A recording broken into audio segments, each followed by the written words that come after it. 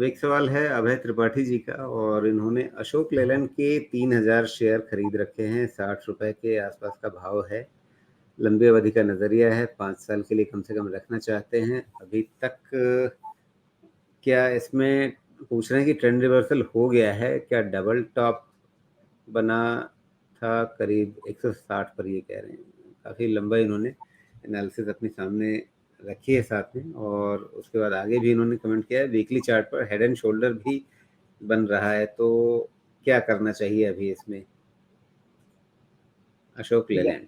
वैसे मैं आपको बात करूं तो मुझे लगता है अशोक लेलैंड का फेवरेबल रेंज जो है वो 120 के आसपास का है। अभी कितना क्लोज हुआ है? 137। तो हाँ, मुझे लगता है कि अभी इसका ट्रेंड तो थोड़ा ठीक नहीं है, थोड़ा वेट करना चाहिए।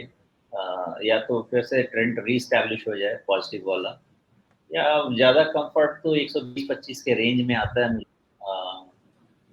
क्या अच्छा, बोलते इसमें हैं? ये हेड एंड शोल्डर देखने की कोशिश कर रहे थे, ये हेड एंड शोल्डर आपको भी दिख रहा है क्या?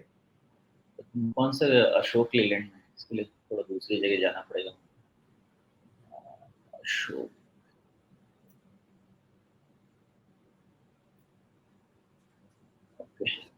हेड एंड शोल्डर्स किस पैटर्न में दिख रहा है इनको? मुझे नहीं समझ में आ रहा। अब ये तो इन्होंने बहुत साफ ओके नहीं ओके किया ओके, है। नहीं नहीं, मैं वीकली समझ चार्ट, गया। ये हाँ, कह ये रहे हैं वीकली चार्ट पे हेड एंड शोल्डर दिख रहा है। वो डेली पे भी दिख जाएगा, क्योंकि जो जी वीकली है वही डेली पे भी है। अब जी। इन्होंने जो देखा होगा मेरे हिसाब से, वो मुझे यही समझ में आता है कि एक हो गया आपका 17 जून का लो, और दूसरा हो गया 26 दिसंबर का लो। इसको इन्होंने मान लिया है नेक लाइन, और उसके बेसिस पे एनालिसिस की है। गलत नहीं लग रहा, ठीक ही कह रहे हैं। अभय जी अब ठीक ही सोच रहे हैं, हो सकता है वो ठीक हो। हालांकि मैंने ये एनालिसिस पे तो अभी तक नहीं देखा था, मुझे पैरामीटर्स पे ही समझ में आ रहा था कि नहीं करना है।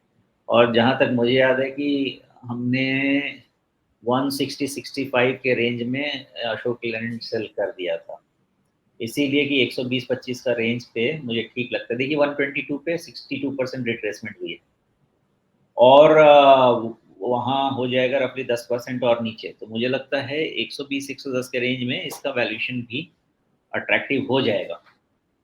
तो नेकलाइन जाता भी है तो भी 120-25 is a good range to start evaluating, बाकी उस समय देखेंगे, बट वहाँ पे तो ठीक रहना चाहिए। जी सीवी में कोई इशू ज़्यादा नहीं रहेगा अभी भी।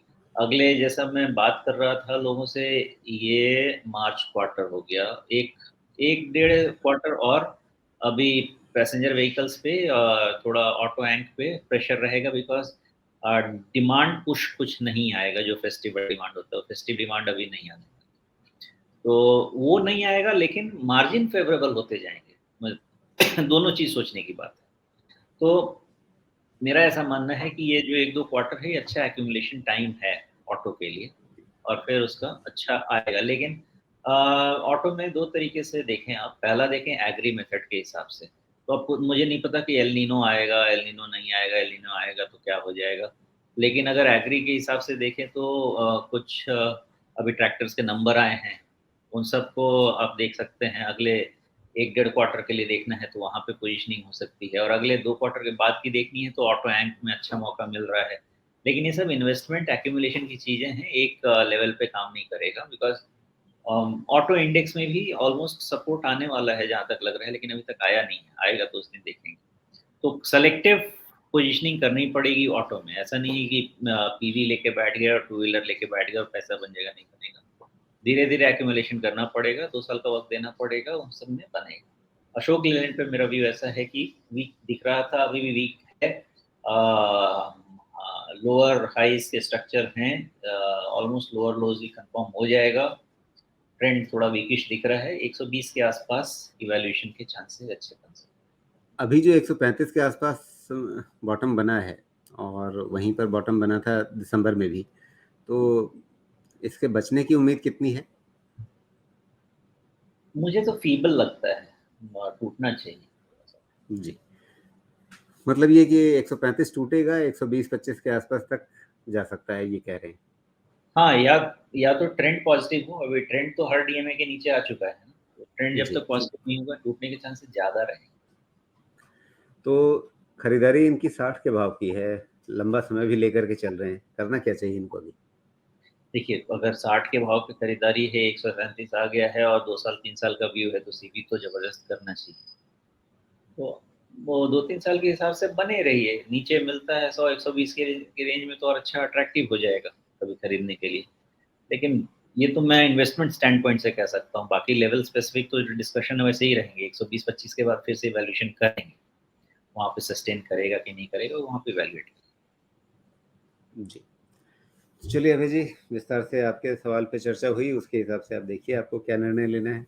क्योंकि बार-बार हम लोग ये तो कहते ही हैं कि हम जो भी ये बातचीत करते हैं सिर्फ़ आपकी मदद के लिए, जिससे आप कुछ और चीज़ों को देख सकें, कुछ और अपना पर्सपेक्टिव बेहतर कर पाएँ, एक बेहतर इन्फॉर्म्ड डिसीज़न ले पाएँ इसके हिसाब से। तो आगे आप देखिए अशोक लेलैंड में क्या करना है, वैसे आप अच्छे फ़ायदे में भी हैं, कोई दिक्कत नहीं है, एक थोड़ा-सा घटेगा तो भी आपको दिक्कत नहीं होगी और आपके पास पर्याप्त समय है 5 साल का, तो उस हिसाब से भी कोई हड़बड़ी नहीं है आपको। आप इंतज़ार कर सकते हैं, तब तक चीज़ें इसमें बेहतर होती हुई नज़र आ सकती हैं, ऐसी उम्मीद है।